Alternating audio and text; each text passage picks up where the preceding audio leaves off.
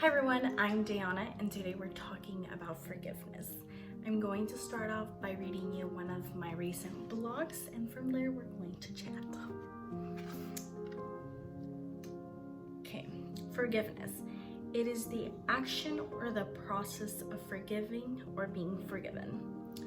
One of life's challenges that we encounter is forgiveness for ourselves and or others.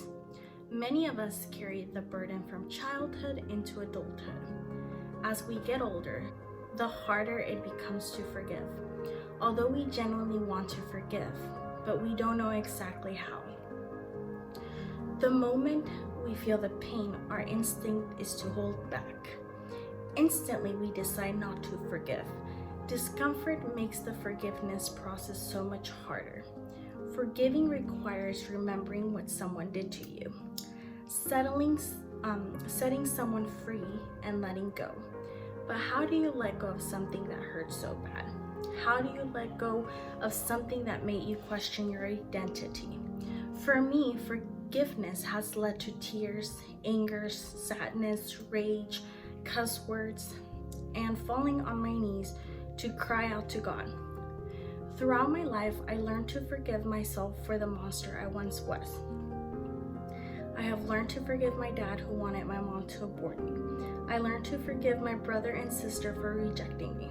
I learned to forgive those who sexually molested me.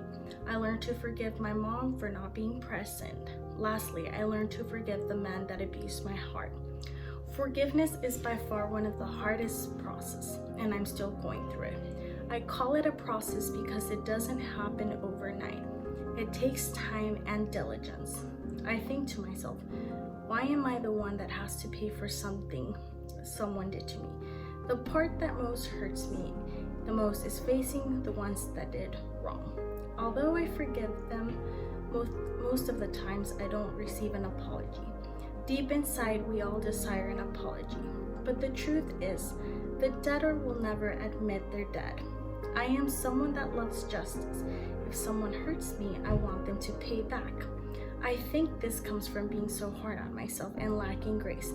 Even though I feel that way, God, He reminds me of His grace. He's the one that set His eyes upon me and did not let me go even when I committed sin. He chose to forgive me and die for me. Jesus is the perfect example of forgiveness. Even though humans sent Him to the cross, He chose to love us, forgive us, and gifted us with eternal life to not perish. I have forgiven so many people in my life, more times than I can count, but still I have a long way to go, as I mentioned earlier. Forgiveness is a process for me. However, with God's help, I know I can forgive. Peter came to Jesus and asked, "Lord, how many times shall I forgive my brother who sins against me?" Up to 77 times, Jesus answered. I tell you, not just 7 times, but 77 times. Matthew 18:21 through 22. So, if you want to grab your journal or your phone and take notes, these are some really good reflection questions. And the first one is, who am I struggling to forgive? It could even be yourself.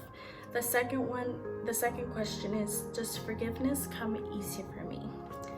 The third one is, how is not forgiving others affecting me in my life? And then the fourth one is, do I believe in my heart that God has forgiven me? So how do you forgive? You let go of holding a grudge, you let God into your pain, and you surrender the outcome to God.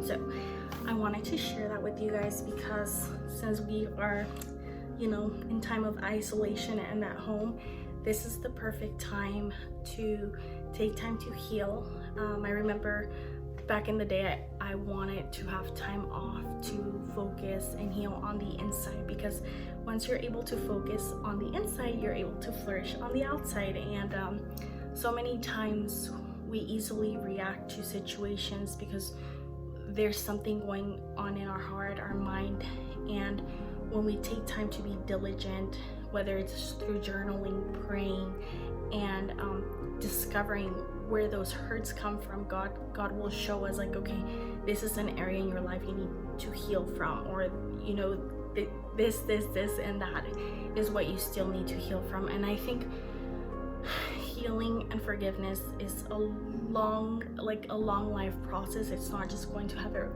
overnight, because it is a process. And I'm running out of breath. Excuse me.